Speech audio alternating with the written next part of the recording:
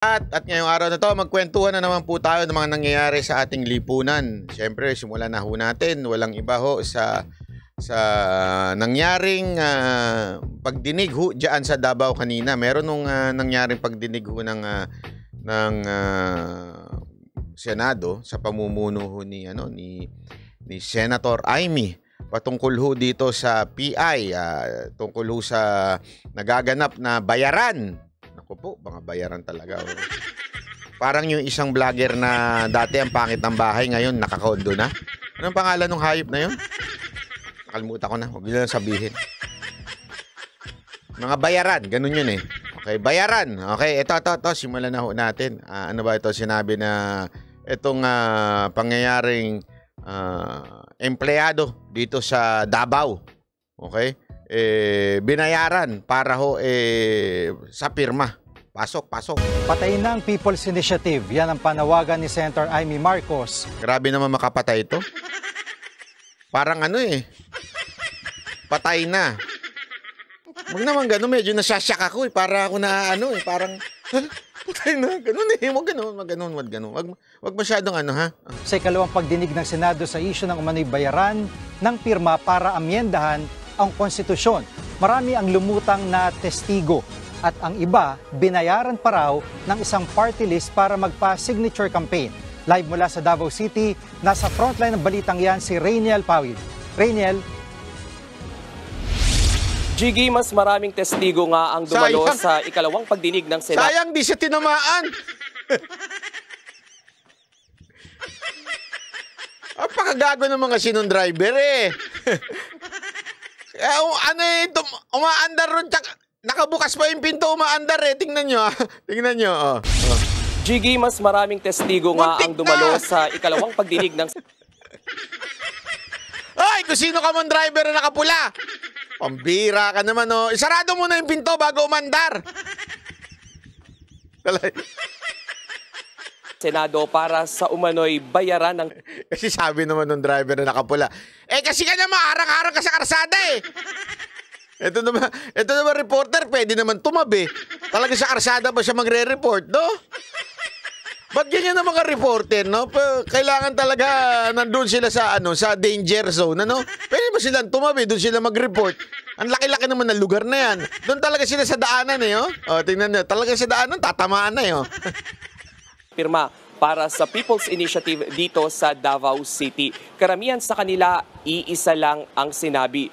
Bayaran para kumalap ng pirma at pinangakuan ng ayuda para naman sa kanilang mismong pirma.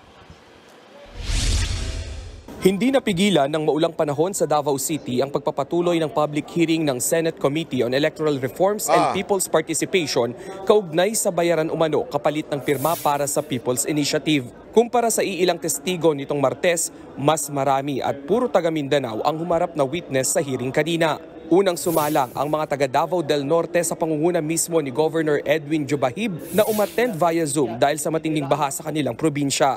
Dito niya ipinakita ang mga form na pinakalat daw sa kada barangay.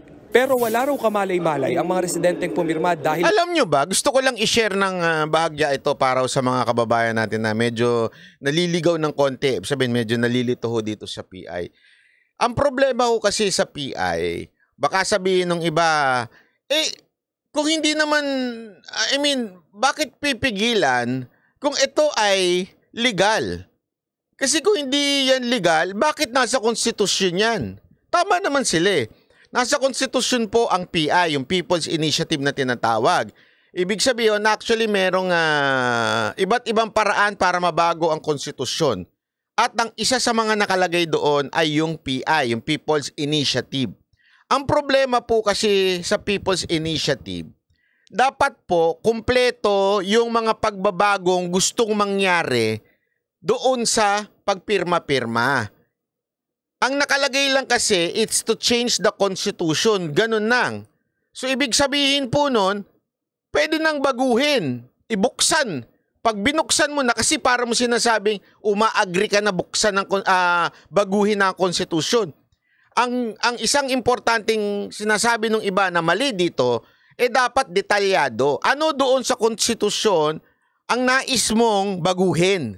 Tas pipirma ka. Okay? So yun dapat yun. Kulang-kulang ng details, ika nga. Una yun. Pangalawa, ang hindi tama dito ay yung puwersahang pagbibigay ng kapalit. Ibig sabihin, halimbawa niya, ng isa nga sa sinabi nila, mamaya papaliwanag natin, yung tulong ng DSWD, may kapalit pag pipirma ka. Yun, maling-maliho yun. Kasi that's bribery ang tawag mo doon. Talagang illegal ho yun. Okay? So, yun ho yung dahilan. People's initiative per se is not illegal.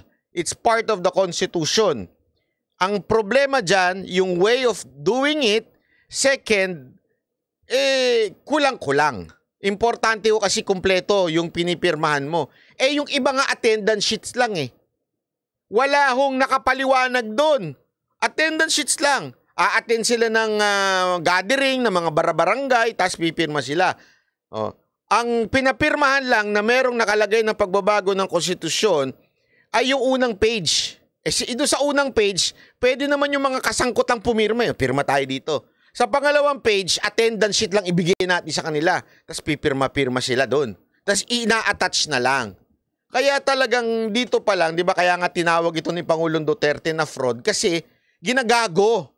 Ginagago ang taong bayan. Hindi ipinapaliwanag. Kasi alam mo, marami nagsasabi, sandali, bakit mo nagagalit si Pangulong Duterte? Di ba siya nga ang nag-iikot nun para sa federalism? Tama naman po kayo. Totoo yun. At naninindigan naman si Pangulong Duterte doon. Ang problema, ganire, unang-una pa lang, pag upo pa lang ni Pangulong Duterte, nag-execute na siya ng order. Nagbuo siya ng isang group ng mga officials ng gobyerno na babalangkas ng federalism at the same time magkakaroon ng drive to inform the people what is federalism. Inform and ask the opinion of the people. Yun yung nangyari. So, merong hakbang na ginawa si Pangulong Duterte. Ibig sabihin, talagang gusto niya yun. Kaya lang, napagtanto niya sa kalagitnaan na ayaw pa ng tao. Hindi pa handa ang mamamayang Pilipino. Kaya kumabig po siya. Kasi yan po ang isa sa mga katangian ni Pangulong Duterte. Marunong siyang makinig sa taong bayan. So nung sinubukan, hindi pumatok, atras. Bakit ko po alam po ito? Kasi tandaan ninyo, party po kami dito. Yung opisina ni Mocha, party po kami dyan. Tumutulong kami dati sa information dyan. Hirap na hirap nga po kami kasi kahit anong pagpapaliwanag namin, nakailang gawa kami ng video na maayos, hindi po yung hindi po yung ginawa ni Drew. Yung seryosong video tungkol dyan, nakasama niya si Aris, hindi pa rin maintindihan ng tao. Hindi ho pa rin nila, kaya ho binawi. Yun ang punto dito. Mali kasi yung ginawa. Dito, walang information drive. Basta lang pinilit silang pumirma. At lumalabas yan sa pagdinig. Hindi nila alam kung anong pinipirmahan nila eh. Yun ang totoo. Tuloy natin. Pinangakuan lang sila ng ayuda na hindi naman daw nila natanggap. Dito po sinasabi na lahat na mag-sign dito, sila din po ang mga beneficiary sa mga ICE program from DSWD or Duly Tupad program. Kaparehong signature gathering din ang nangyari sa Davao City. Sa barangay Agdao, binayaran pa raw ang ilang kawani ng barangay kapalit ng 250 na pirma. Pinondohan umano ito ng Puwersa ng Bayaning Atleta o PBA party list ni Congresswoman Migs Nograles. Etong PBA party list. Diyan pa lang very deceitful na Di ba? Very deceitful na kagad diyan pa lang, si Migs Nograles po, yung babae po ito ang talagang yung mga tauhan niya ang nagpapirma. So they cannot deny it. Di ba po? Bakit ganito? Pabigla-bigla ang mga papel na to. Kaya nga, kinonfiscate ko dahil hindi talaga ito nagadaan sa insaktong proseso. Biktima man lang din yung mga trabahante ko sa barangay, ma'am, compensated with 4,000 pesos. Ang isa... Uy, ayos yun May trabaho, 4,000 pesos. Grabe yun, 4,000. Tatauhan niya, ilan sabi mo na, may tauhan siya ng 20. O, sabi mo, halimbawa lang 25. I think narinig ko 25, 4,000. So, more or less, wala naman sigurong 1 million yun. 20 million yung binigay sa congressman.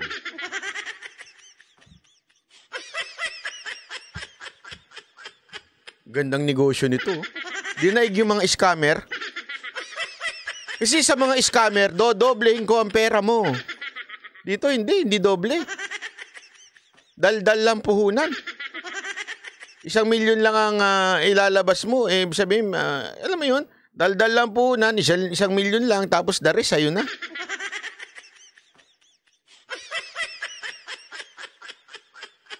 O kaya naman pala dilapwet sila kay Romualdez eh. Diba? Hindi sige, huwag tayo maglokohan. Tayo na lang. Kunwari kayo, kikita kayo ng 19 million. Sabihin na natin, 15 million. Di ka ba didila ng puwet dyan? Hindi, sige.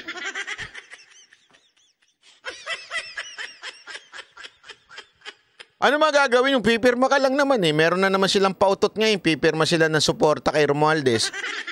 Ano ba naman yung 15... Pirma lang, tas kapalit 15 million? Okay na sa akin yun. Hindi, alam mo, mahirap ang sitwasyon ng mga congressman. Aminin na natin, mahirap. Mahirap tumanggi dun, Mantakin mo isang pirma mo, 15 million ang kikitain mo. Di ba? Anong gagawin mo? Wala lang, tahimik ka lang. Basta, go, Romualdez. Go. Go, speaker, go. Gano'n naman eh, di ba? Cheering squad ka lang. Okay lang yan. At least kapalit 15 million, 20 million, no? Yung mga congressman, laman na naman ng KTV dyan, no? Dami na naman nilang bebot dyan. Sa mga coordinator ng PBA party list, namigay pa raw ng stub kapalit ng pirma. Aminado siyang walang masyadong alam sa hawak na forms dahil napag-utusan lang daw siyang mangalap ng pirma kapalit ng pangakong ayuda ng DSWD. Pag once nakapirma yung tao, bigyan ko daw ng ganito po, AX. And then, first time ko nakarinig ng AX kasi more on ayuda, ganun naman ang ayuda. Yes. And then that's why, ang sabi ko sa mga... AX daw, ang kapalit. Kasi alam mo, diyan pa nga lang pinalitan na nila, hindi na ayuda. Kasi alam nilang pangit yung ayuda eh. Madali hong mabanggit. Pirma ka doon, may ayuda ka, di ba? Ganyan eh. Ang ginamit nila, AX. Ano ho ba yung AX? Ito ho yun. Pareho lang yun. Ayuda rin ho yun. In English lang eh. Assistance to individual in crisis situation. Ayan ang ibig sabihin nun. Pag may crisis ang isang tao o sitwasyon, sa bawat individual ay may maitutulong ang DSWD. Para hindi mo nabanggitin. Ano ba yung AX? Sex. Baka ganun lang lumabas eh. Di ba? Hindi mo na ngayon babanggitin. Kasi doon pala dinideceive na nila tao, pero sa totoo lang, sa Tagalog, ayuda rin yun eh. Walang pinagkaiba yun sa ayuda. Kaya lang, para hindi masyadong mabuking, hindi bagarapalan ang dating sa tao, ginawa nilang English, di ba? Para social lang konti.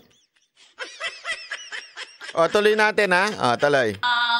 Napag-utusan ko po, na sabihin mo na lang na assistance. Pinaintindi mo sa kanila na People's Initiative, hindi? Ang sabi ko lang po is, may baguhin lang sa saligang batas. Kasi yun lang ang sabi sa akin po. So, kita nyo na, mismo yung coordinator, hindi niya alam eh.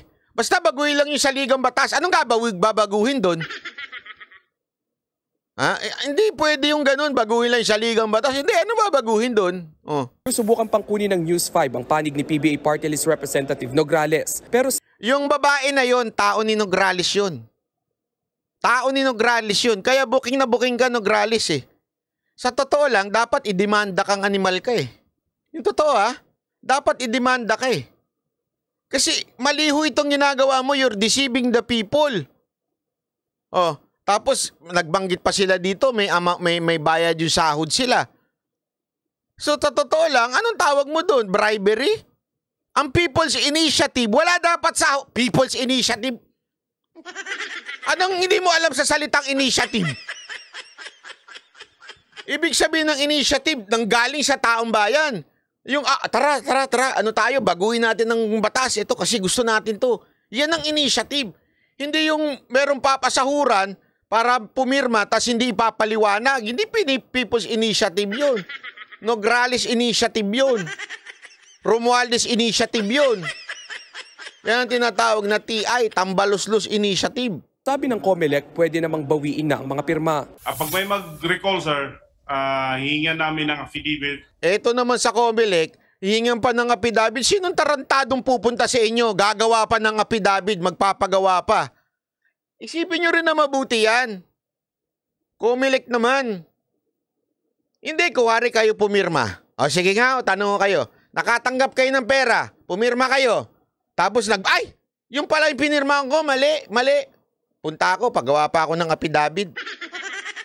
Sinong tarantadong pupunta pa dyan? Magpapagawa pa ng affidavit sa labas para bawiin yung pirma. Isipin nyo naman yun. In the first place, sinasabi nga, hindi lang ako hindi lang si, nagsabi ho nito, isa si Vic Rodriguez Di ba ho? Sinabi niya, pinaliwanag niya, hindi pwede yan. Dahil meron na hong jurisprudence dyan na pinagbawalan ng Supreme Court ang COMELEC tanggapin yan. Kaya nga sinasabi niya, unang-una pa lang dapat managot ang COMELEC for accepting because they do not have legal authority to accept the pirma-pirma na yan. O doon pa lang ang tinding paglabag na ho nun Hindi ho ito tandaan natin pag may jurisprudence, sabi nga niya, it's considered as law. So dapat alam natin yun. Wala, ginagago talaga tayo Kaya dyan nag-iinit ang ulo ni Pangulong Duterte. Ako nga, nag-iinit ulo ko Si Pangulong Duterte pa kaya na mas may alam dyan. Di ba? Na alam niya talagang ginagago ang taong bayan. Just to make sure na nire-recall na niya yung signature niya. Sa isang pahayag naman, binatikos ni House Majority Leader Manix Dalipe ang pagdinig ng Senado sa Davao City. O, ito na si Manix. Kala ko dancer ka. Ay, mali. Ibang Manix pala yun.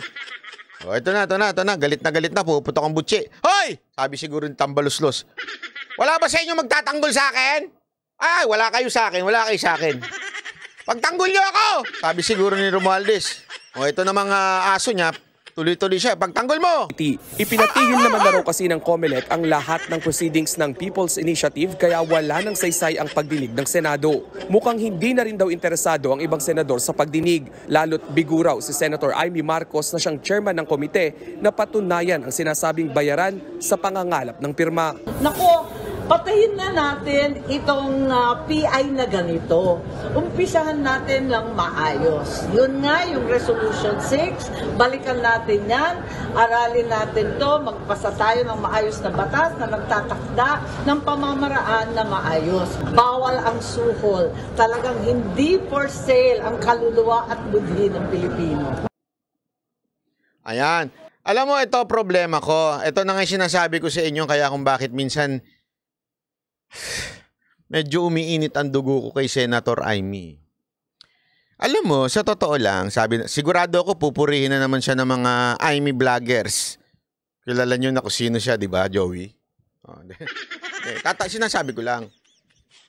Wala ko sinasabi si Joey Amy vlogger. Sinasabi ko kung sang-ayon ba siya. Kasi ito na naman po tayo Yung pagdinig. Kasi kung maaalala ninyo, okay? Kung maaalala ninyo, yung mga dating pagdinig, di ba? Yung mga hearing dati, nung panahon ni Pangulong Duterte, may mga konklusyon sila As a matter of fact, talagang meron silang konklusyon na, demanda nyo meron silang recommendation na idemanda si ganito. Ngayon, parang itong Senado, wala,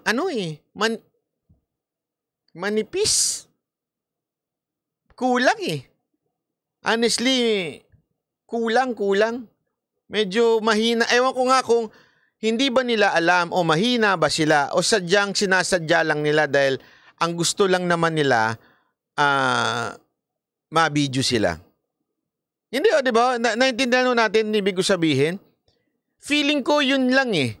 Yun lang yung gusto eh. Hindi naman talaga matunton yung truth. Di ba? Eto, bakit to? Pakita ko ito ha. Yung bahagi na talagang usapan nila. Dito, it's very clear. Very, very, very clear na mayroong paglabag sa batas. And yet, ano to? Tapos na, okay na? Ganon? So may pinakita si Cap Roger Galido na coupon. Ano ibig sabihin ng couponan? Yan. Anong ibig sabihin yan? AX po. AX? Opo. Paano maging AX yung papel na yan?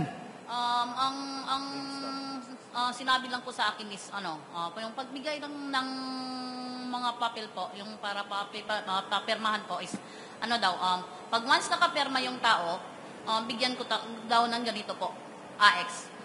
And then first time ko nakarinig ng AX kasi more on ayuda, ganun naman ang ayuda. Yes.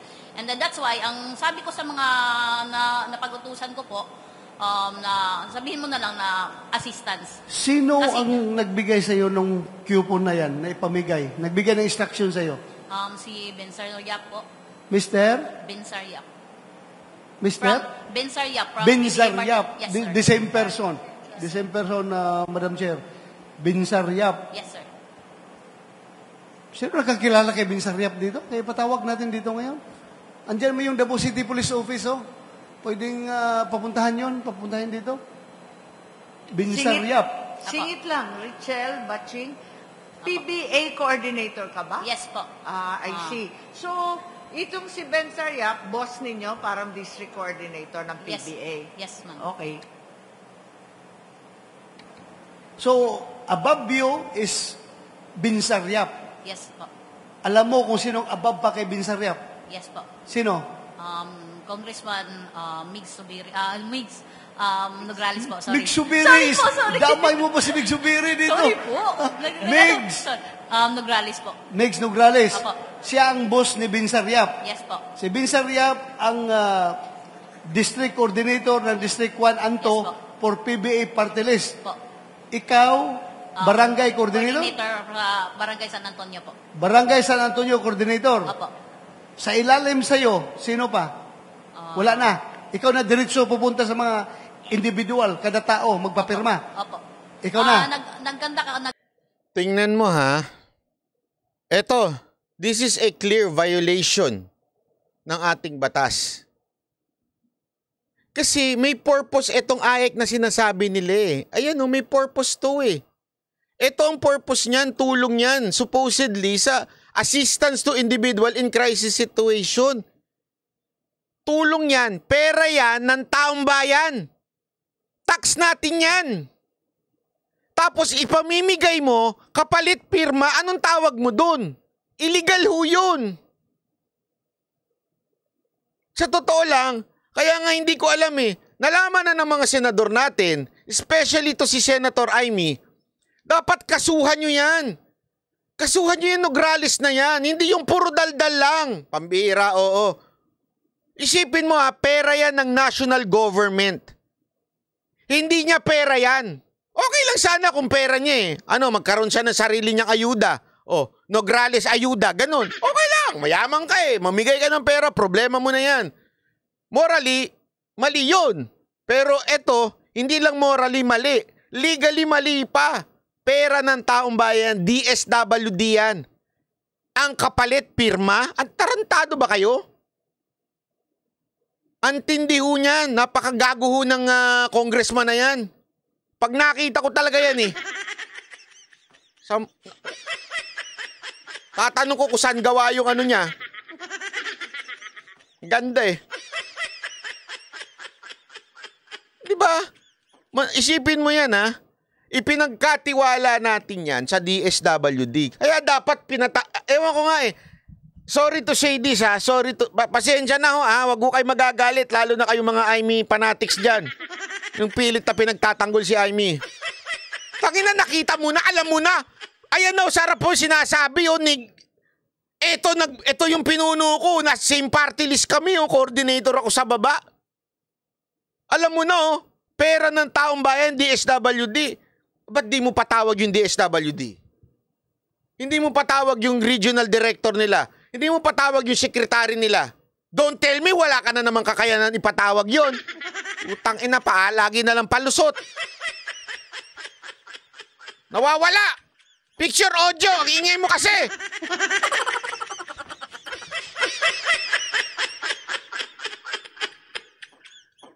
Okay na? Oh, putol-putol lang audio. Kabit-kabit yun na lang.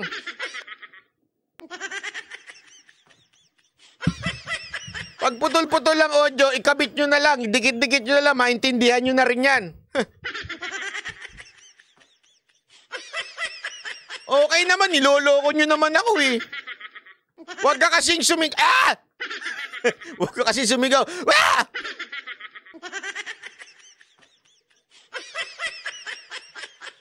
Paki-refresh po. Paki-refresh. Okay naman daw sa iba. Bakit kayo hindi? Refresh lang. Minsan ligo-ligo din pag may time. Hindi, alam. Dali, may kumakatok ata. Wala.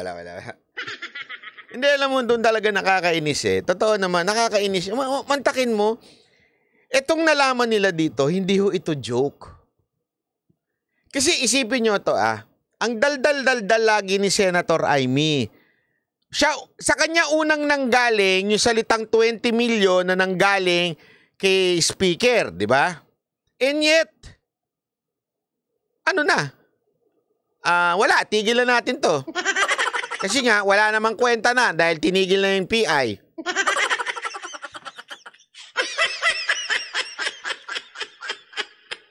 You understand kung bakit ako nabibwisit? Kasi hindi porket sinuspende ng COMELEC yung PI, everything is okay. No! May nagawang kasalanan, may illegal na ginawa, may dapat gawin. Tama, mali.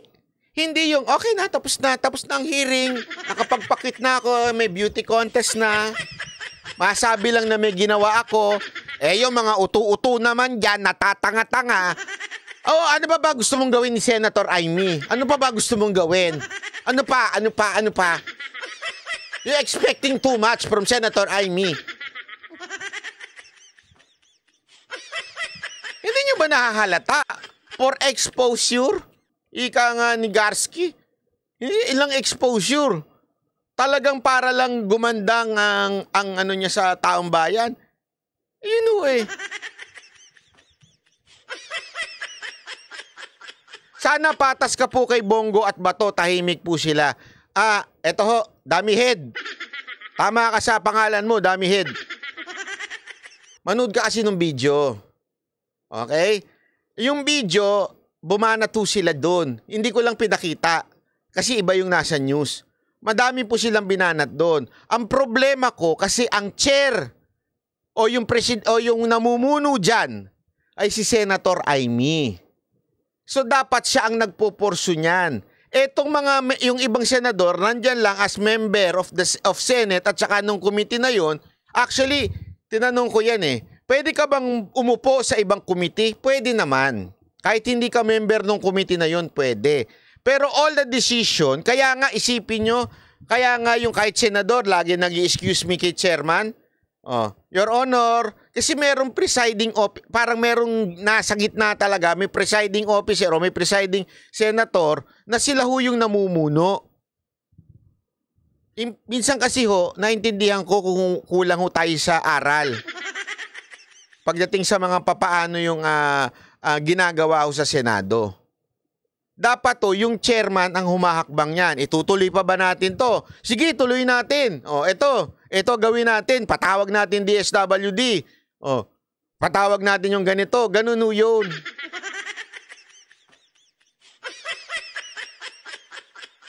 Kaya nga hindi, kayo na lang eh. Ito na lang simpleng tanong ko sa inyo mga kababayan. Sa tingin ninyo, illegal yung ginawa na yun?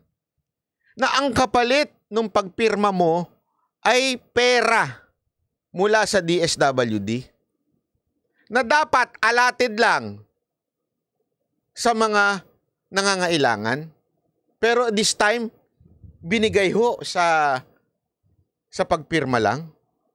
Tanong, legal ba sa tingin nyo yun? Hindi ho. Isang paglabag sa batas.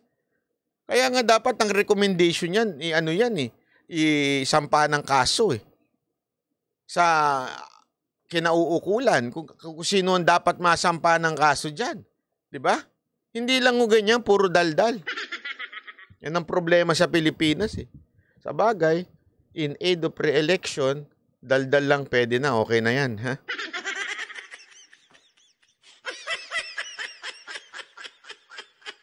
Oh.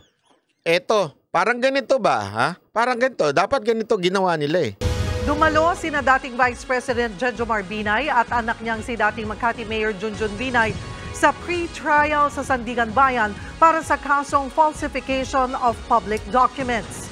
Pumirma ang mag-ama sa pre-trial order. Dito nilalatag ang mga ebidensyang ipipresenta sa mismong paglilitis. Kaugnayan ng umano'y anomalya sa procurement para sa konstruksyon ng 1.3 billion peso Makati Science High School building. Sa March 4, sisimula ng pagdinig sa kaso. Noong 2017, umakyat sa Sandigan Bayan ang kaso. Hindi na nagbigay ng pahayag ang mag-ama. Mga kapatid, Cheryl Cosim po, huwag maging huli at maging una sa lahat sa balitaan.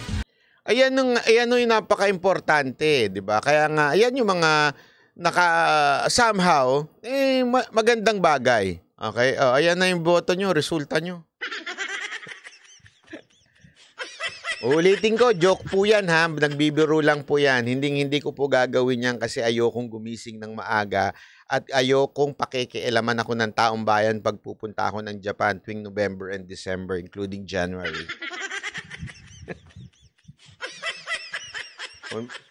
Tapos pupunta pa ako ng San Francisco kay Boss Randel. Tapos papakialaman ka, banat ba? Pera ng taong bayan. Ginagamit mo para lang sa sarili mo.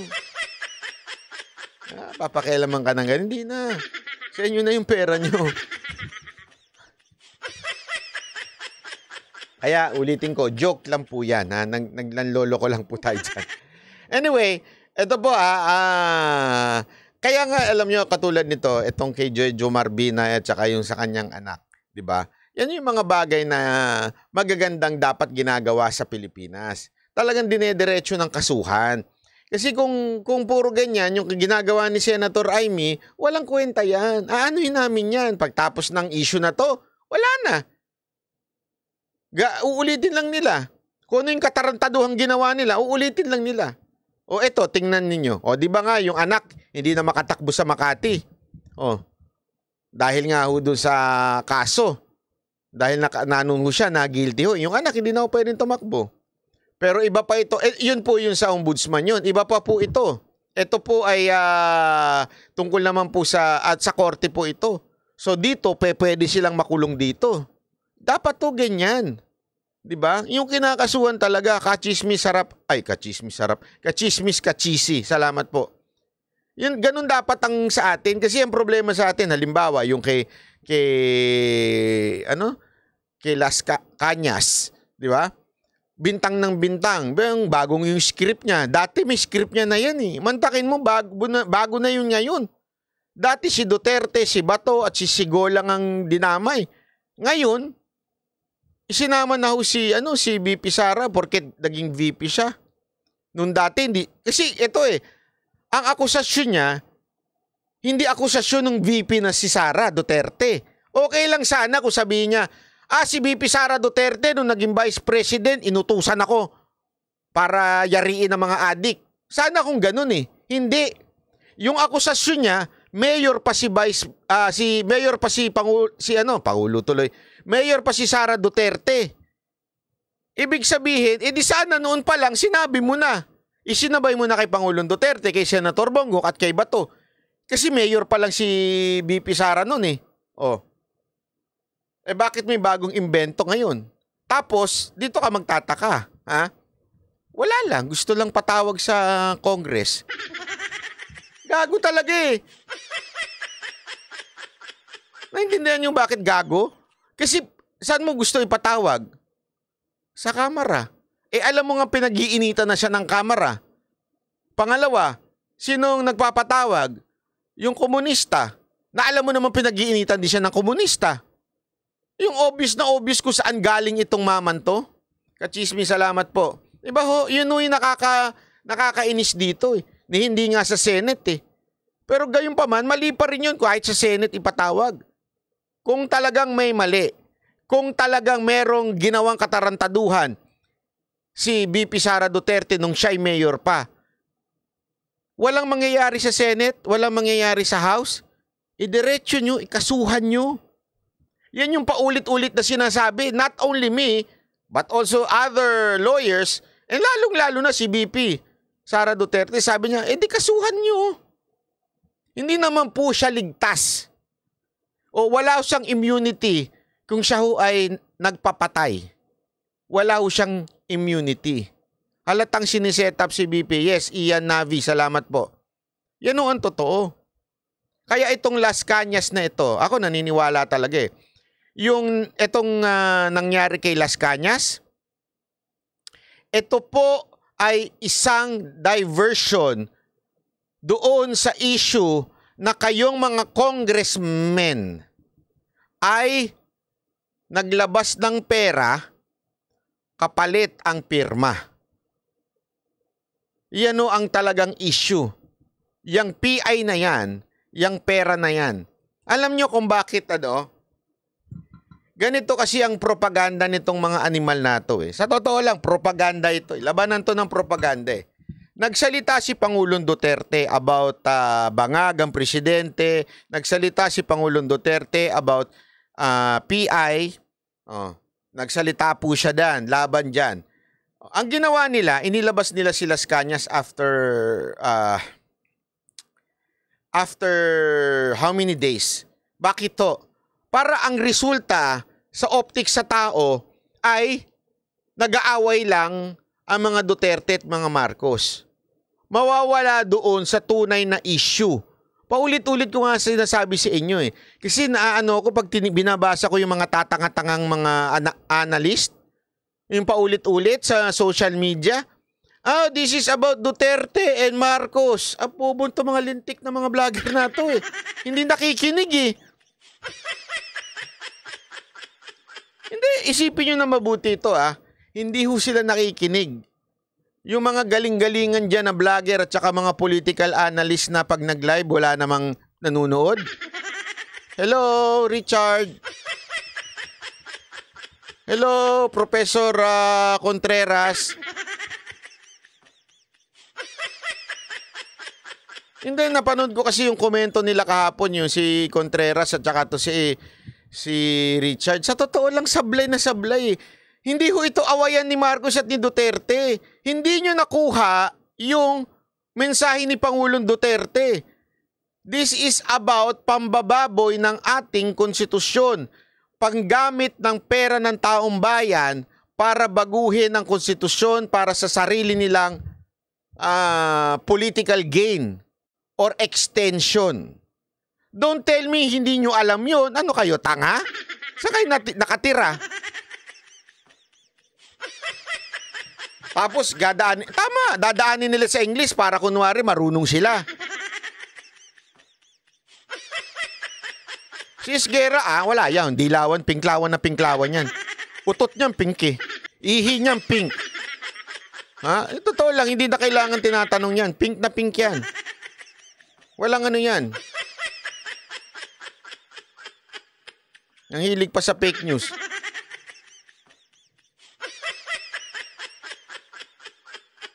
Bakit ako nanonood kay Gay Darian? Hindi.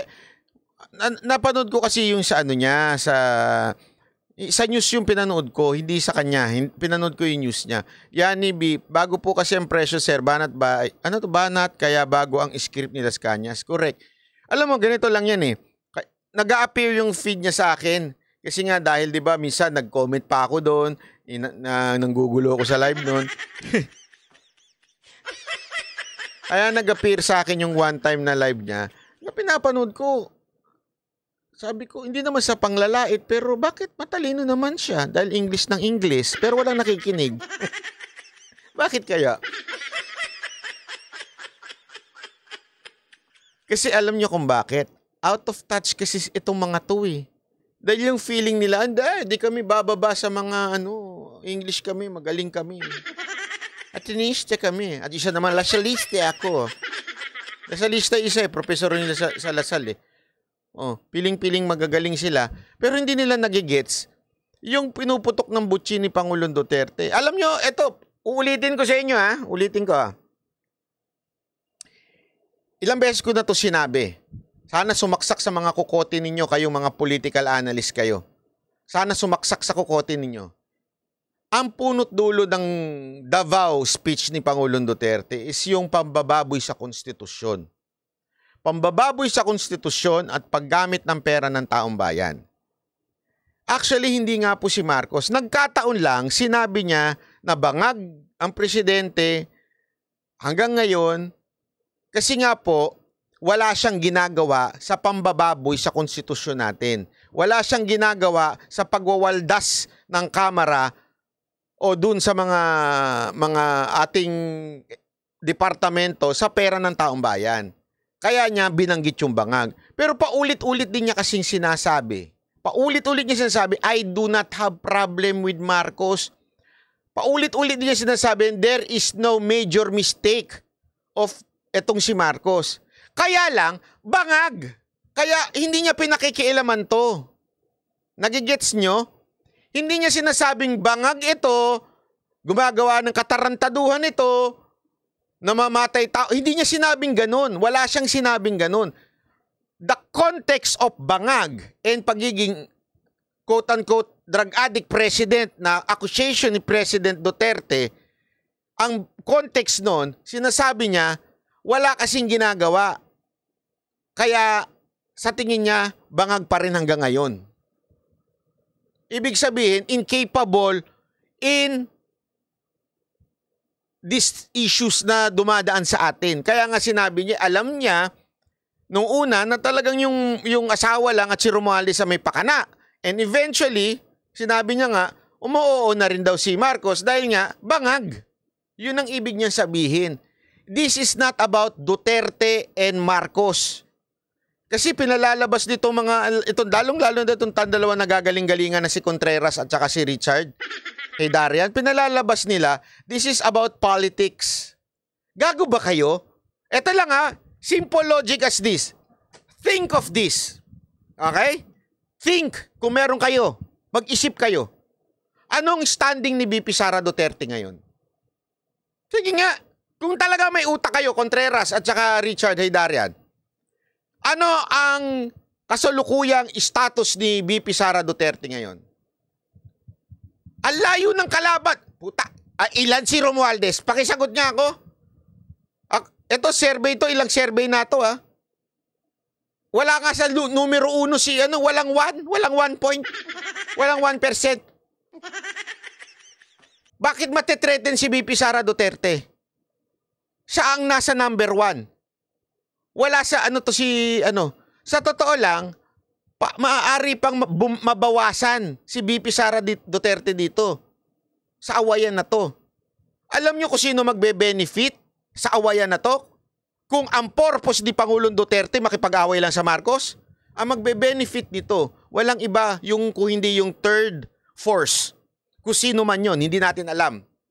Kasi eventually, baka mamaya, ito nga itong naiisip ko in the future. Baka mamaya, yung taong bayan medyo marindi na sa awayan Kasi yun ang pinalalabas ng iba Kaya nga nila pinalalabas na may awayan Para, para, alam mo yun, makaramdam ng toxic ang mga Pilipino kasi iisipin nila awayan to ng Duterte, Marcos. In other words, ang makikinabang nito yung third force, which is not the Duterte, not the Marcoses. Which is third force, di natin alam kung sino yun. Ayoko na lang pangalan, pagbibintangan na naman niyo ako. So anong point ko dito? There is no reason for PRRD to fight against Marcos para sa anak niya na tumakbong presidente. Hindi. Alam mo, eto lang matalino si Pangulong Duterte. Alam niyo ba kung ano lang ang dapat gawin ni Pangulong Duterte? Tumahimik lang siya, panalo yung anak niya. Bakit? tarantado yung mga kalaban ng anak niya, pabagsak eh. Lahat ng kalaban ng anak niya, walang kwenta, daldal lang ng daldal. Yung anak niya, pansinin niyo kahit anong paninira ng kalaban, eto si VP Sara Duterte, yung kalaban niya, wala, pabagsak ng pabagsak. So sabi nga nila, pag ang isang tao nagkukumit na mistake, panuorin mo lang, wag mo istorbohin. Hayaan mo siyang bumagsak. Ganun sana ang ginawa ni Pangulong Duterte, di ba? Kung ang purpose lang niya is politics. Pero hindi po eh. Ang purpose niya hindi ho politics. Ang purpose niya kasi binababoy na ang ating konstitusyon. Ginagago na tayo.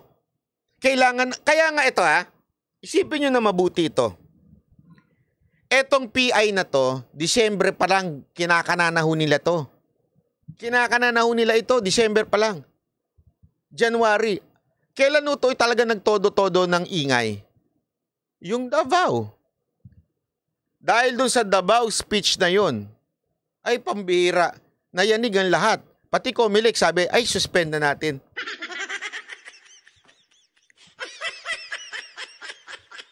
Hindi, yun talaga eh. Yun talagang nangyari. Because yung sa ingay na yon, isipin mo, how many days? Ang lakas ng impact na yun Sabi ko sa inyo, ang lakas ng impact, lalo na sa akin, pinagbintangan ako eh. Matindi. Alam mo, yung kinikwento ko sa inyo tungkol dun sa NBI, half pa lang ho yun. Hindi ko na lang pwedeng sabihin yung una. Okay? Kasi, out of respect, naayos kasi. Okay? Pero grabe ho yun. Ang tindi ho nung ginawa na yun. Kasi hinanap ho nila ang lahat ng katabi ni Pangulong Duterte nung time na yon. Pinagbintangan po ako literal, nakasama ako sa plot na ginagawa ni Duterte. Ay, wala akong plot. Anong plot pinagsasabi nyo? Wala akong alam doon. Hindi, honest naman ako. Hindi naman ako katulad ni Tipi na nagmamagaling na may alam siya kunwari. Hindi naman ako kinakausap ni Pangulong Duterte para, Banat Boy, anong gagawin natin? Anong gagawin natin? Walang ganun. Gago ba kayo? Sabi nito, ni Napoleon Bonaparte, never interfere with an enemy while he's in the process of destroying himself. Salamat, Sir Ian. Nandun lang kasi kami, kasi para magkwentuhan lang. Yun lang yun. Chikahan lang. Gusto lang niya ilabas yung sinabi niya nung sa speech. Yun lang yun.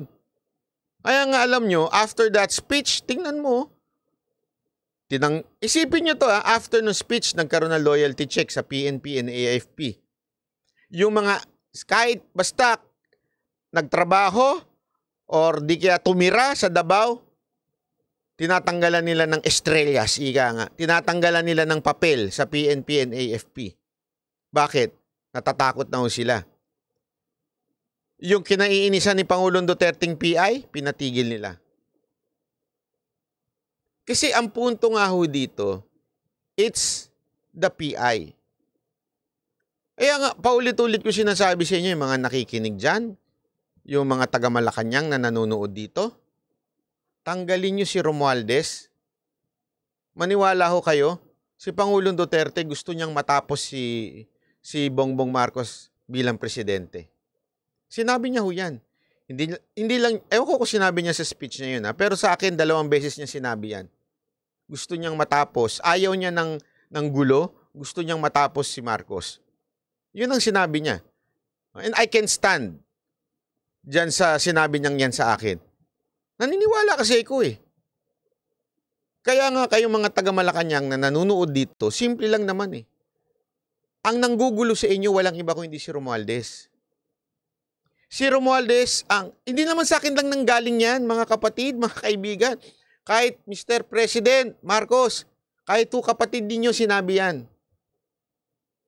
Si Romualdez ang nanggugulo sa Pilipinas. Kapatid yun na ho nagsabi, makinig na ho kayo dyan. Huwag na ho kayo makinig sa akin. Alam ko medyo hindi kayo makikinig sa akin.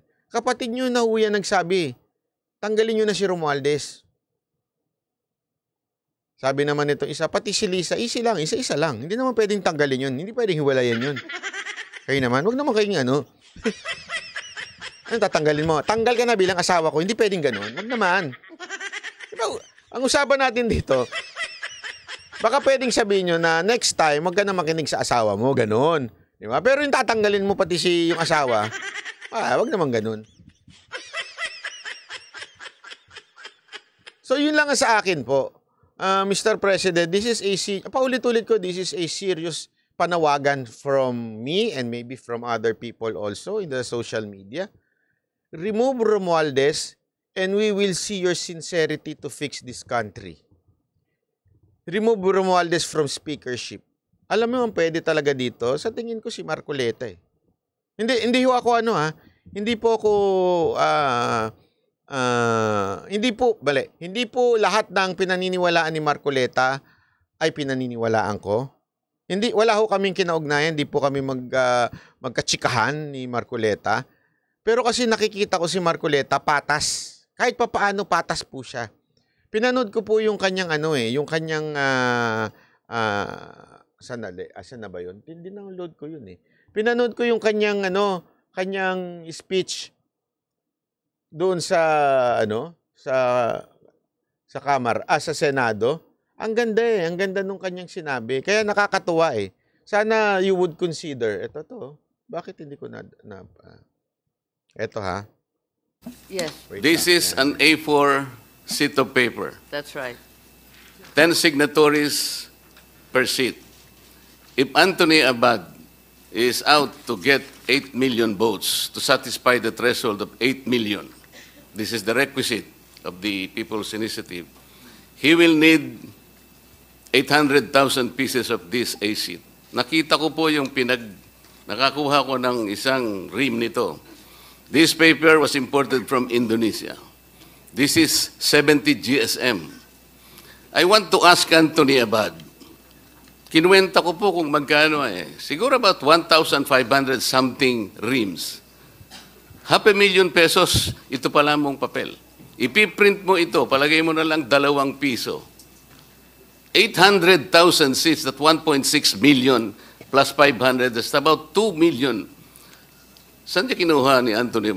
Maybe we can ask questions directly from this guy. Alam mo kaya ako gusto itong mama na to eh. Hindi, siya isipin nyo, sa Senate to sabi ko nga buti pinagbigyan siya magsalita eh. Kasi syempre meron namang courtesy since siya ay congressman. Pero ang galing eh. Sabi ko nakakatuwa yung banat niya dito. Detalyado eh. Details nito, dito pa lang umabot na kayo ng 2 million. Saan galing yung pera? Don't tell me kayo nagprint. Huli! Tama? Di ba? Huling-huli kagad eh. Kasi kung People's Initiative, putang ina may 2 milyon kayo. Para i-print to. Tapos galing lang sa inyo, kayo lang. Nag-print ito, 2 million, inabot. Saan galing yung pera? Di ba? Isipin nyo mabuti yan Kaya nga dito, ang ganda ng banat niya dito. Although, meron akong hindi lang nagustuhan sa part pero meron din siyang point. I may disagree, pero may punto siya. Hindi yung mga nakatakip ang mukha. They're so brave enough not to be able to expose their faces in the public. I'm sorry, Mr. Senate President, but I read your rules of evidence. If the substantive rights of people affected in this hearing, they should also be protected. How can we, for example, confront the accusers if they are all masked? Hindi po ganito. I am not defending the Speaker of the House of Representatives. I will repeat this. If this investigation will find out na siya po ang nagpondo, I will politely ask him to step down. Ito, ang linaw dito eh. Ang linaw. Kaya nakakatuwa eh. Kasi, nakakatawa na nakakabuisit. Sa totoo lang, alam nyo kung bakit? Senator Imis keep on saying, binayaran ng 20 million, 20 million, 20 million. Pinalalabas niya si Romualdez and si Romualdez and si Romualdez. This hearing is hindi yung kanina. Kahapon, Davao. Ito, the day before Davao. Okay? So, ibig sabihin, nagkaroon na silang pagdinig dito. Laging pinupunto ni Senator Amy, there is 20 million na pinamimigay for that shit. Yung pirma-pirma na yan. Tanungin ko kayo, hinanap ba niya yan? Hinanap niya ba talaga? sabihin na natin, some will argue, oo, hinanap niya yan, di ba? Kaya nga pinakita niya yung picture, nagpakita pa siya ng video. Okay, then, after proving that, sabihin mo na, you prove your point na galing kay ano. What else? Can you make a parang conclusion na it was Romualdez na nagbigay ng 20 million sa mga congressman?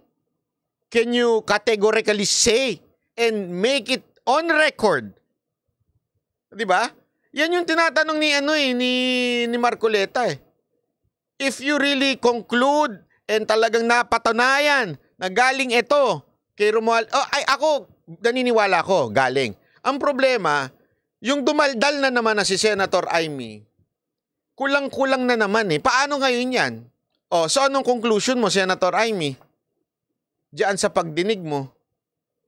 Wala lang, ganun lang. Ako nga, naalala ko, di ba? Hilaw, that's the correct word, hilaw. Naalala ko nga nung panahon ni Pangulong Duterte, di ba? Yung mga hirit talaga noon. May conclusion sila eh. Dapat si Duque managot kasi ganito. Meron silang ganun eh. I may not agree with them, those opposition, but at least may resulta yung hearing nila. Itong hearing na to, moro-moro.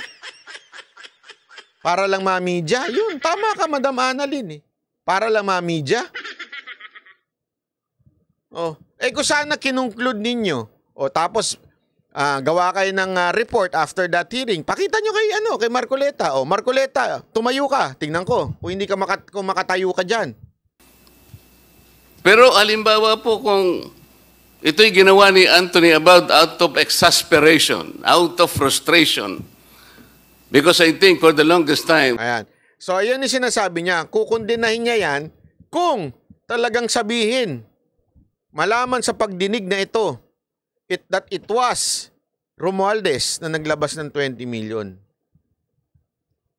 Eto, sasagutin ko na naman yung mga makikitid ang utak. Sasabihin na naman nila, why are you single out si Amy? Bakit mo sinising? Kakaayos ng buhok. Bakit mo sinisingle out si Amy? Ganon.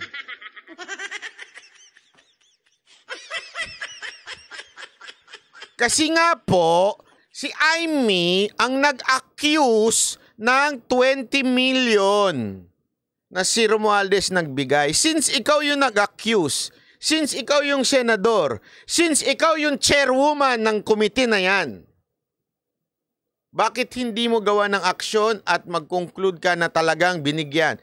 Sabihin mo talaga, i-conclude mo. It was Romualdez na nagbigay ng 20 million. Ilagay mo on record. Sinisingle out mo na naman si Amy. Yung mga hindi makarelate, manoodin nyo na yung video.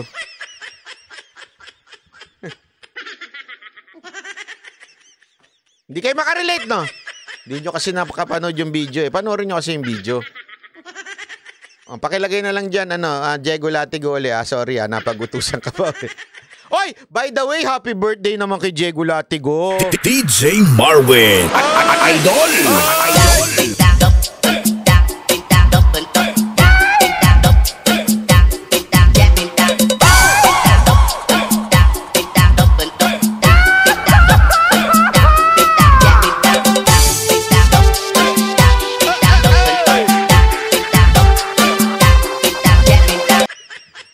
Happy birthday. Tama na yun, ha? Commercial lang yung commercial lang. Kala ko ba magiinuman tayo? Bira naman, Busy kasi kayo, eh. Sila pa yung naging busy. You know me well, Banat. Atay tayo sa mga ganyang You don't know me well.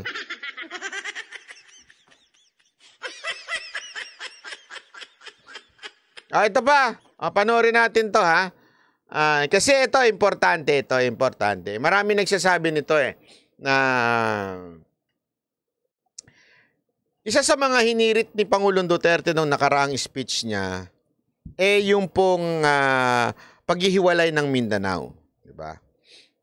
Kasi yung paghihiwalay ng Mindanao, matagal na battle cry na po yan ng mga Mindanaoans. Marami hong mga nagsasabi talaga ng mga taga Mindanao. Yung totoong tao kasi yung mga congressman na nagsabi, ikaw taga Mindanao ka, ikaw taga Mindanao ka, gusto mo ba hiwalay? Gago pala kayo eh. Bakit sila hihiwalay? Bakit nila gusto hiwalay? May pera kayong kinukuha sa national. Huwag nga tayong tarantado.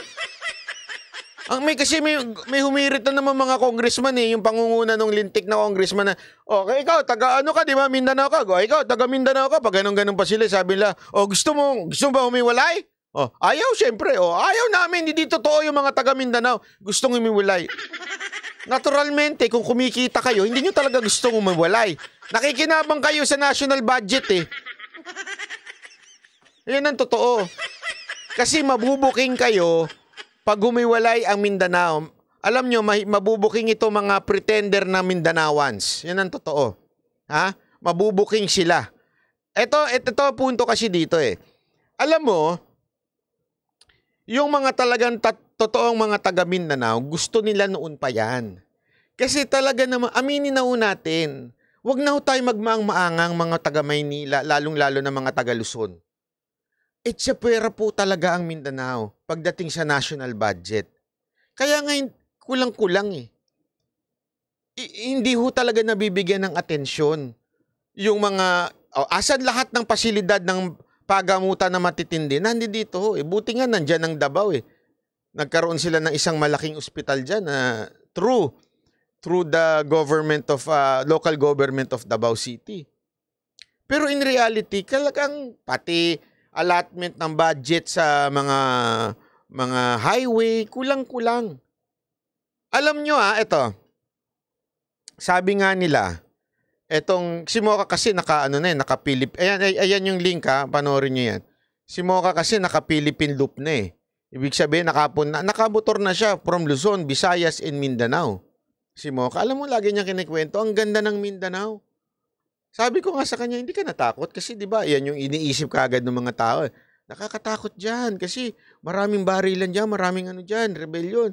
Hindi ho lahat ng Mindanao ganoon. Iilang parte lang po 'yun ng Mindanao. Sa totoo lang, iilang parte lang po 'yun ng Mindanao. And honestly, ayoko sana.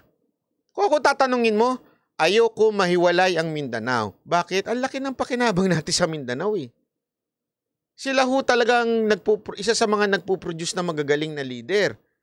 At the same time, sila din po talaga yung pag pumunta ka doon, di ba meron silang sariling oil. Lahat, they can sustain themselves. Kaya lang walang perang Mindanao. Alam nyo kung bakit? Dahil sa sistema ng ating gobyerno, na ang kinikita ng bawat city, napupunta yung parte sa national government. Malaking parte. Tapos yung national government ang nagbibigay lang ng maliliit-liit na budget. Paano pa kung hindi ka kaalyado? Yung usually binibigyan ng malalaking budget, Cebu. Kasi nandyan yung voting, rich vote na malaking botohan. Maraming botante sa Cebu. The rest, I think, mga Bacolod, ilan lang yung iba. Yun na yun So ano ang punto dyan? Pag hindi ka malaki, hindi ka bibigyan ng budget. Kawawa talaga. 'Di ba? Isipin nyo yan. Ngayon, marami nagsasabing magulo yan. Lalong-lalo na si Mark. Bagitin na kita, special mention ka dito, Mark. Hirit ka kasi ng hirit na wala sa lugar Love ko yan si Mark Models of Manila. Kaya lang Mark, medyo itatama lang kita. Medyo hirit ka kasi ng hirit na wala sa hulog. Minsan try mo rin mag-Google. O kaya kung hindi mo talaga kaya ang politika, mag-showbiz ka na lang. Tumira ka na lang sa loob ng Itbulaga. I have nothing against Itbulaga. Kaya lang kasi, di ba, nag-showbiz na siya. Diyan ka na lang. Mambabae ka na lang. Joke lang joke. I love you, Mark. Hindi, mambabae na lang tayo kung gusto mo. Samahan pa kita. Kaya lang kasi, sablay po kasi sinasabi niya na magulo yan, hindi hindi yan pwede, gera yan. Pinalalabas kagad nilang gera. Hindi ho gera yan. O, panoorin nyo ito ha. Posible ba na umiwalay ang Mindanao? Nasa batas po ba natin yan? O. Pwede bang humiwalay ang Mindanao sa Republika ng Pilipinas? Ito ang tanong ng maraming Pilipino kasunod na naging pahayag ni dating Pangulong Rodrigo Duterte. Kasunod ng mabibigat na pahayag na binitawan nito kaugnay sa pamumuno ni Pangulong Bongbong Marcos. Narito ang balita ni Hannah Jane Sancho. Seryoso si dating Pangulong Rodrigo Duterte at iba pang may taya na nagsusulong maihiwalay ang Mindanao sa Republika ng Pilipinas. Ito ay nahayag ni Davao del Norte 1st District Representative Pantaleon Alvarez. Pero ang tanong ng marami sa ating mga kababayan, pwede ba itong mangyari? And Mindanao is rich.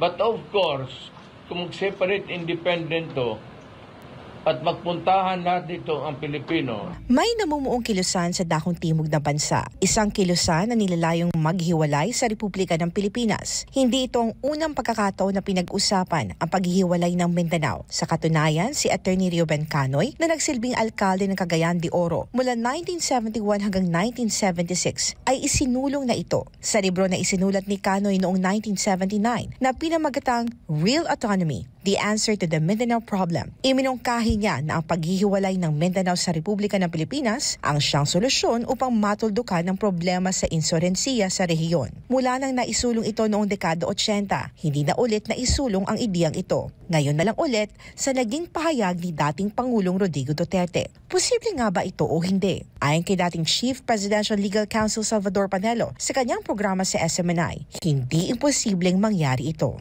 Lahat naman yan posible. Kung yung deklarasyon ng revolutionary government, posible.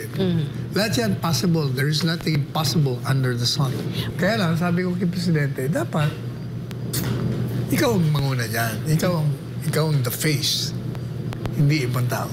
Pero hindi ito sinang-ayunan ng ilang mambabatas. Kami, ilan ba kami taga Mindanao? 1, 2, 3, 4. Taga Mindanao. Bakit?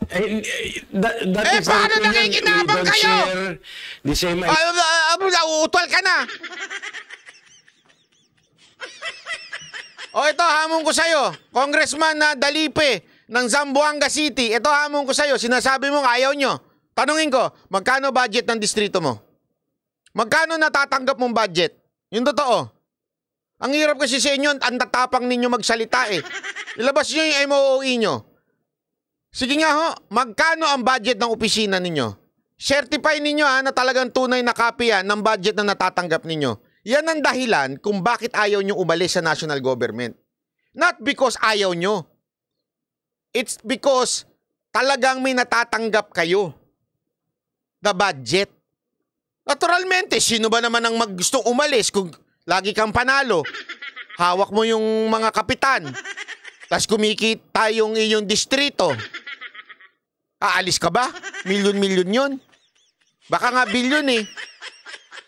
Kasi may sumulat sa akin na isang dyan daw sa Negros, yung isang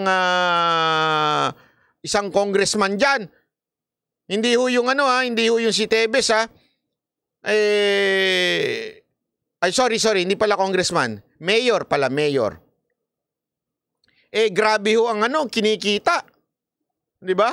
Ibig ko sabihin yung mga ganyan, siyempre naturalmente hindi yan bibitaw sa kapangyarihan. Ito nga mayor na to, pangalan nun, Albi Benitez ba yun? Nakalimutan ko na yung pangalan, di ako sure Albi Benitez ba yun? Ito daw, di umanong mayor na ito, ayon dun sa informant ko, itong si Albi Benitez di umano, syempre namimili ng yung bilang mayor ka, dyan sa Bacolod. Namimili daw. Ano bang binibili? Namimili daw ng mga lupa. Tapos, di umano,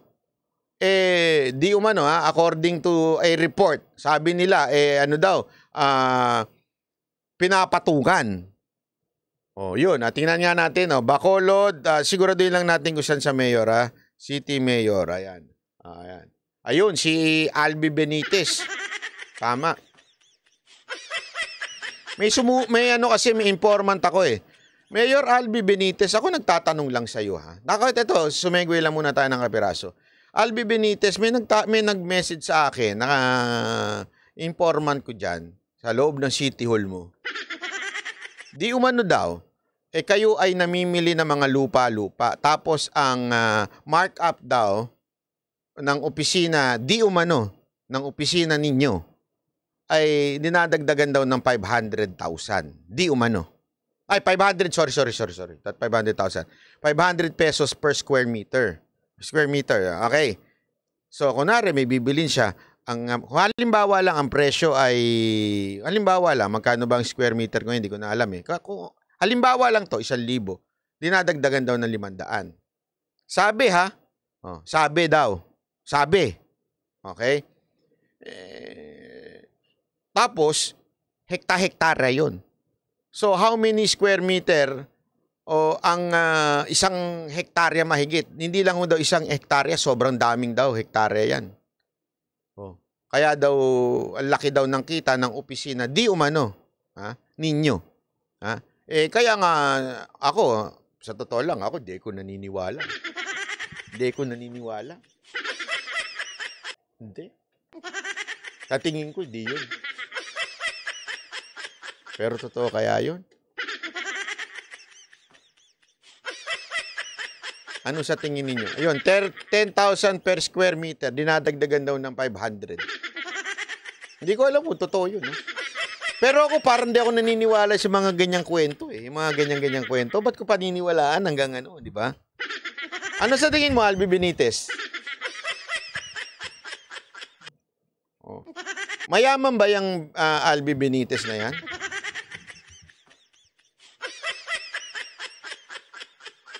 Ako, nagtatanong lang naman po. Nagtatanong lang po ako. Linawin natin. Nagtatanong lang po ako. Ayoko maniwala kasi sa tingin ko, hindi naman porket mayaman siya, korap siya. Hindi, sa totoo lang. Hindi naman siguro porket sobrang yaman-yaman niya na tapos yung lunsod niya, naghihirap. Hindi naman nung sobrang naghihirap. Maganda naman po ang Bacolod City. Pero yung antas ng pamumuhay ng mga tao doon, sobrang layo sa antas ng pamumuhay ni Mayor Albi Benitez.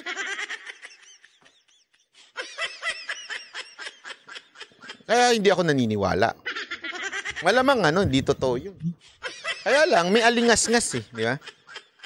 May alingas-ngas tayong naamoy. Meron daw ganun na Kaya nga, sabi nga nung nagkwento sa akin, kung pwede lang sana ilabas yung mga dokumento. Kung magkano talaga nabibili. Hindi ko alam. Ako, di ako naniniwala. Pero tanong natin kay Mayor Albi Benitez kung totoo ba yun? Mayaman po ba kayo, sir? Magkano ba sahod ng mayor? Kaya bang i-justify yung kayamanan ninyo? Hindi. Nagtatanong lang naman po tayo. Kasi di man tayo sigurado. Malay ba natin, di ba? Kaya nga, I hope yung nagkwento sa akin talagang patunayan mo. Diba? Anyway, tuloy tayo dito. Ito. That is their opinion. We don't share the same idea. Ayaw namin humiwalay. With due respect to the former president, I think right now, the last thing that we want is na magkagulo-gulo, magkawatak-watak ang ating bansa. Ang akin dyan ay slow down po natin ang away na yun kasi ang importante dyan ay kapakanan ng taong bayan. Pero kung si Atty. Panelo ang tatanungin, walang magagawa ang mga mababatas kung ang taong bayan ang magdidesisyon. Hindi sila pumayag paano kung mag-alsa yung buong Mindanao? So yung taong bayan pa rin ang importante. Palaging, kahit hindi pa sumaayon yung mga mababatas. Palaging sovereignty resides in the people and all authority emanates from them. So it's not impossible. Hindi imposible yan. Ayan. Linawin natin bakit hindi imposible. Dahil nga doon sa kinote ng ating dating spokesperson na si Atty. Panelo, totoo po yan. Hindi po yan illegal. Kasi nga, meron po tayong ito. Wait lang, pakita natin. Yan. Ayan. Section 1 ng Constitution ng Pilipinas. The Philippines is a democratic and republican state. Ano ibig sabihin nun? Ibig sabihin nun, the sovereignty resides in the people and all government authority. Tanong ko sa inyo kayo, yung all ba kasama ang PNP? Yes. Yung all ba kasama ang AFP? Yes. Yung all government authority ba kasama dyan ang House of Representatives? Yes. Yung all authority ba ay kasama dyan ang Senate? Yes. Ano sabi? And all government authority emanates from them. Ibig sabihin po, nakareside ang sovereignty sa taong bayan. Napakalinaw po nun. Taong bayan. Ang masama ay rebellion. Magkaiba naman po yun. Ano ibig sabihin nun? Pag nag-aklas na may hawak na ng baril, marami na hong paglabag doon. Siyempre, una dyan, possession at rebellion na po yun. Pero kung pag-aaklas lang, ng taong bayan mismo nagsabi, gusto na naming humiwalay sa inyo, the sovereignty resides in the people and all government authority emanates from them. Diba? O, eto, para naman na mas malinaw. Ano ba ibig sabihin ng emanates? Para, alam mo naman para tayo emanate meaning, okay? Ang ibig sabihin po noon, sa according kay Google, kilala niyo si Google, ayan, sabi niya, the proposal emanate from a committee, ang tawag dito ay give out or issue or spread out from, ibig sabihin doon ang gagaling. Ang kapangyarihan to come out from a source, ibig sabihin, ang kapangyarihan ng government authority ay nanggagaling sa taong bayan. Taong bayan ang pinanggagalingan ng otoridad ng ating gobyerno. Kung sabihin ng authority, kung sabihin ng mga Mindanaoans, ayaw na namin sa Republika ng Pilipinas dahil kami inaapi. They can have petition. Peaceful, okay? Yan yung sinasabi ni Pangulong Duterte.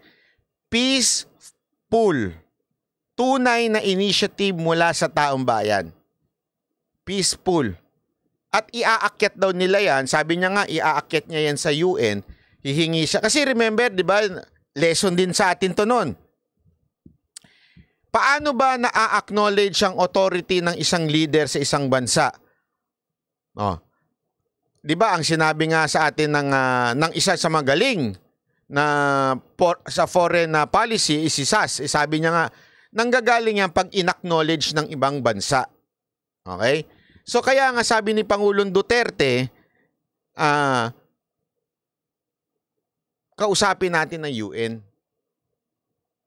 Pag nagkaroon tayo ng sapat na bilang na nagsasabing ayaw na namin. Again hindi ko po sinasabing gusto ko ito. Ulitin ko, hindi ko sinasabi, it is not for me to say this. Bakit to? Hindi naman ako taga Mindanao Taga Japan po ako. Ay, nangarap? Hindi, ano po ako? Taga Luzon po ako. Kaya, kung meron mang dapat magsalita dito, ay ang mga Mindanaoans. Hindi ho tayo mga taga Luzon. At lalong-lalo na hindi mga congressman.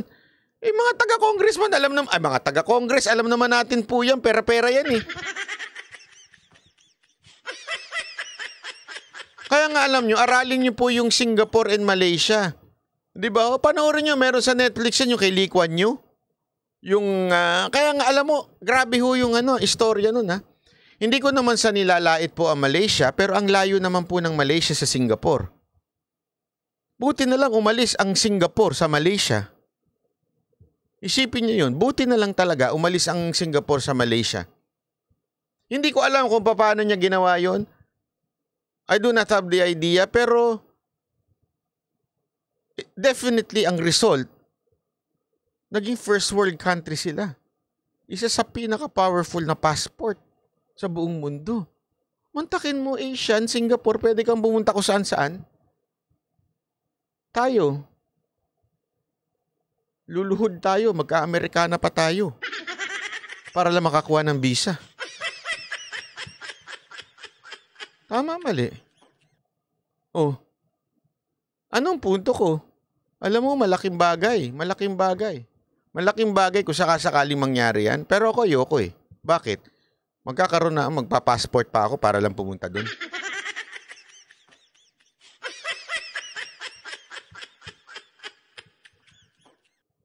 Dahil sa foreign direct investment. Correct. Kaya nga, posible yan. Kasi remember, just in case na-grant yung wish ng mga Mindanaoans na humiwalay, magkakaroon sila ng sarili ng konstitusyon. In other words, magiging sariling bansa sila. Republic of Mindanao. Or, hindi ko alam kung anong gusto nila itawag sa sarili nila. So, ma-open yung konstitusyon nila. And, alam nyo, ako it's about time para sa kanila magdesisyon. But, sa puso ko, syempre, ayoko. Pero sabi ko nga sa inyo, I respect the decision of Mindanaoans, not only Duterte. Isipin yun, hindi lang si Pangulong Duterte iniisip ko dito. Yun lang po, pass card lang daw, sabi ni PR. Anong pass card?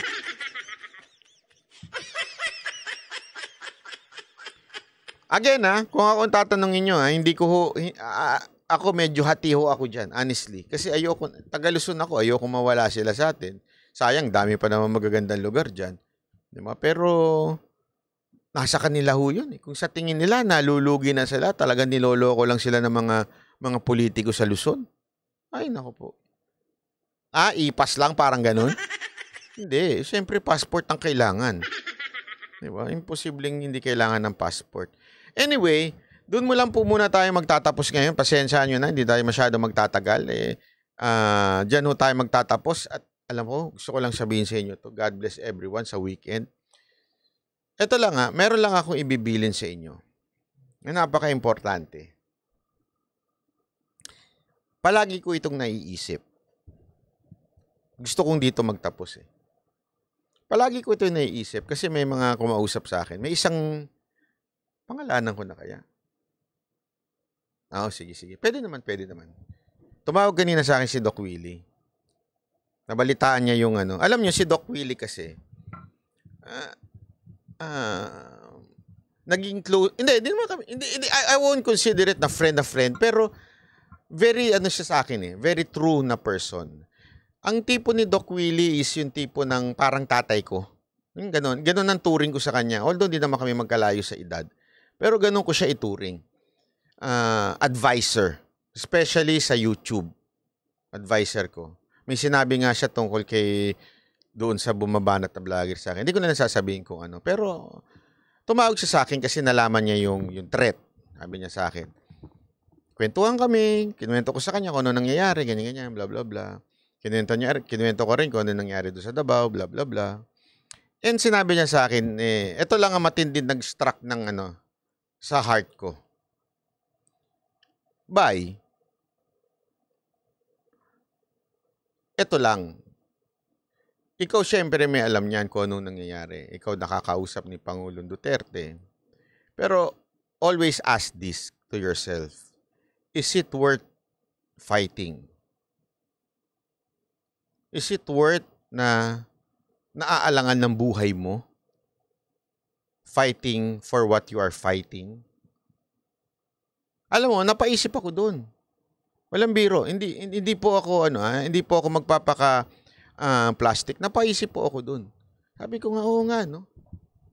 Now, dahil sa matinding nangyayari, sabi ko nga sa inyo, half pa lang yung kinikwento ko. There are other half, pero ayoko na ikwento kasi out of respect to the people na kinakausap ko.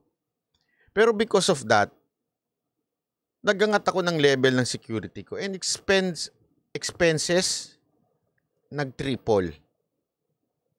Ganon ka Kaya napapaisip ako, is it worth fighting for? Kasi, lalo na ho ngayon, nalalaman ko kung sino ang mga totoong kaibigan ko sa politika at saka sa kaibigan. Ngayon ko na nalaman. Bakit to? Pagkakailangan mo, hindi niha-niho, wala ka maririnig sa kanila. Kaya nga kudos kay kay kapatid na Senator Robin. Thank you for your concern.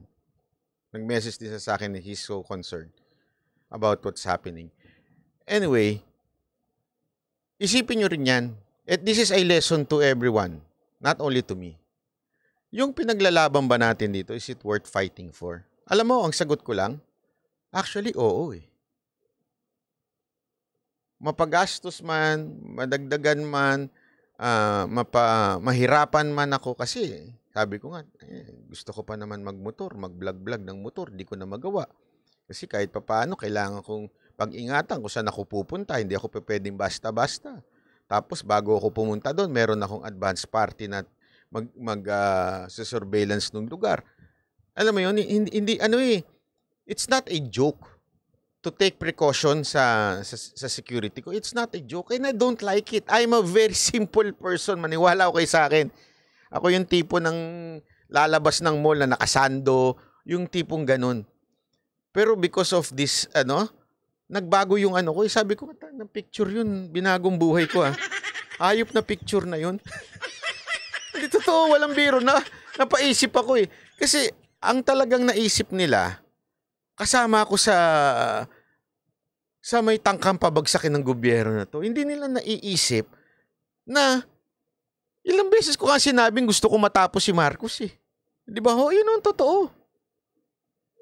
Kahit noon pa. Kasi nga ayoko na magkaroon ng dahilan na sasabihin na hindi kasi natapos kaya hindi namin nagawa yung gusto namin gawin.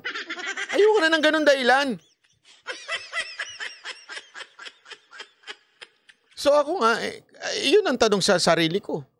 Na tinanong sa akin ni Doc Willie, is it worth what you're fighting for? The same question na itatanong ko sa inyo. Is it worth yung pinaglalaban ninyo? Kayo mga nanunood na kababayan natin sa ibang bansa, makinig po kayo sa akin. Bakit nyo pinaglalaban ng bayan natin na nandyan na kayo sa ibang bansa? Isipin nyo bakit? Is it dahil gusto nyo ng marites? Hindi ko kayo inuusga ng ganyan. O dahil malapit pa rin sa puso ninyo ang ating bayan? Na gusto ninyo in the future mag-retire sa Pilipinas na maganda ang Pilipinas? O dahil sa future na gusto nyo masabing proud kami bilang Pilipino? Kasi alam ko marami sa inyo, ngayon nahihiya na kayo. Natawaging Pilipino, pambihira. Kasi dati naging proud na tayo, ngayon nakakahiya na. Di ba? Isipin nyo yun. Kasi bakit dating kailangan isipin yun? Na is it worth itong ating ginagawa? Para ma-refresh ho tayo. What are we fighting for? Are we fighting for politicians? Na maibalik lang ang ilang politiko sa gobyerno? This is not about Duterte. Understand this. This is not about Duterte. Ako personally, this is not about Duterte. Someday, the Duterte, mawawala din sila. What I'm fighting for here is a good government with integrity and especially a righteous government. Kasi naniniwala po ako doon sa salita ng Diyos na righteousness exalts a nation. Kung ang mga tao dito ay may righteousness, iaangat ang bansa natin. Naniniwala ako dyan At hindi lang yan kay Pangulong Duterte. Baka akala nyo po si Pangulong Duterte lang. Alam nyo, kaya nga ako, pinapanood ko yung mga ilang leader natin yung naririnig mong bumabango ang kanilang pangalan dahil gumagawa ng kabutihan. Ako, I'm really hoping that there will be more young leaders na umangat, na merong integridad, at higit sa lahat na may takot sa Diyos. Kasi yung totoong takot sa Diyos, iba ang religious sa may takot sa Diyos. Magkaiba yun. Okay? Marami diyang religious, nakaluhod hanggang umabot sa altar, pag uwi, nagnanakaw. Marami diyang binasbasa na ng pare, ganun pa rin pag uwi. Diba? Nilehans pa ng pastor, pag uwi, nagnanakaw din naman. ang gusto ko maging leader in the future ay yung talagang merong fear. When you say fear, may respect, may reverence. Kahit walang nakatingin, since alam niya na iisa lang ang kanyang master, gagawin niya ang tama. Yun talagang hinahanap ko na sana magkaroon tayo ng ganyang leader. Kaya ibalik ho natin, sa kaisipan ho natin yung mga kababayan. Huwag lang natin sabihin na mahal ko Pilipinas. So I understand. Lahat naman tayo. Sino man nagsabing hindi niya mahal ang Pilipinas? Tanungin nyo nga, kahit ang dilaw, kahit ang mga tanso, sasabihin nila mahal nila Pilipinas. Wala naman nagsabing hindi mahal ang Pilipinas. But the question is, sino ang ipaglalaban ng bansa mo ng may integridad? Na hindi lang dahil gusto mong mapalitan ang taong nasa power ngayon para yung ipapalit, magnanakaw din. Ibang pamilya nga lang o ibang lahi nga lang o ibang partido nga lang. Kasi ganun eh. Again, nagiging halimbawa ko lang si Pangulong Duterte because I know ito ang legit na may pagmamahal sa bayan. Kita naman po natin, meron talagang pagmamahal sa bayan si Pangulong Duterte. Hindi man siya perpektong tao. Pero kung anong bahay niya nung mayor siya, 23 years na siyang mayor at naging presidente, ganun pa rin ang itsura ng bahay niya, hindi yumaman. Yung mga mayor nga lang eh. Yung vlogger nga lang eh. Dati yung bahay niya, kubo-kubo lang eh. Yung dalawang vlogger yan. Yung isa, kubo-kubo lang ang bahay, ngayon nasa Europa na. Yung isa naman, nakatira lang din sa tabi-tabi, ngayon nakakondo na. Imagine this kung nangyayari sa bayan natin yung ganyan. Simpleng mga vlogger ay umangat ang buhay dahil sa pera ng mga politiko nang gagaling din naman sa pera ng taong bayan. Sa baba pa lang may korupsyon na. What do you expect sa gobyernong pinupuri nila at pinapalakpakan nila? Di corrupt din. You understand? Kaya nga integridad eh. Napaka-importante na may integrity yung mga susunod na leader. Alam nyo, simulan natin sa sarili natin. Tanong nyo na yung sarili nyo. Ito bang pinaglalaban natin worth ipaglaban? O dahil lang gusto mo ng marites, kaya ka nakikinig kay Banat Bay? O kaya ka nakikinig sa ibang vlogger dahil mahilig ka lang sa marites? Hindi, this is a serious question. And higit sa lahat, nakikinig ka lang ba dito dahil na-entertain ka? You ask yourself, why are you fighting for your country? Why do you want a good leader? Do you really love our country?